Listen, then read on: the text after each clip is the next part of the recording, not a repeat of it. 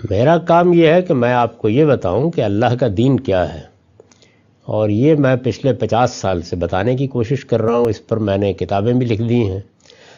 میری کتاب میزان ہے، اس میں پورے دین کو میں نے جیسے کہ وہ ہے بیان کر دیا ہے۔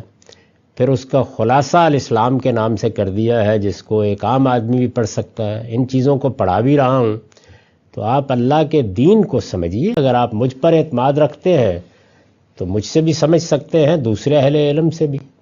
اس دین پر جیسے کہ وہ ہے عمل کریں۔ اس کو کوئی شخص بھی اگر قرآن اور سنت سے ہٹ کر بیان کرتا ہے تو وہ میں ہوں، کوئی اور ہو، بڑے سے بڑا امام ہو، اس سے اپنے آپ کو دور رکھیں۔ یعنی جب بھی کوئی بات آپ کے سامنے آئے، اگر معلوم ہو کہ وہ اللہ کی کتاب سے ماورا ہے یا اللہ کے پیغمبر کی سنت سے ماورا ہے، تو اس سے بچیں۔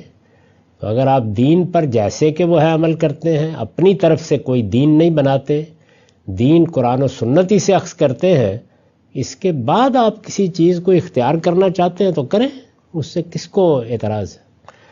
تصوف پر جو میری تنقید ہے وہ یہ نہیں ہے کہ صوفیہ حضرات نے لوگوں کو کوئی مشقیں سکھائی ہیں، کوئی ریاضتیں سکھائی ہیں، کوئی ان کی اصلاح کی کوششیں کی ہیں، کوئی خانقاہ کا ادارہ بنایا ہے۔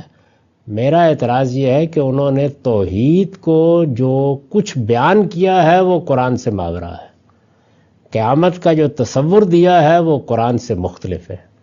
تو یہاں سوال قرآن سے مختلف ہونے، قرآن سے ماورا ہونے کا ہے۔ اس کے لیے مجھے بھی تنقید کرنی ہے، آپ کو بھی کرنی ہے، ہر مسلمان کو کرنی چاہیے۔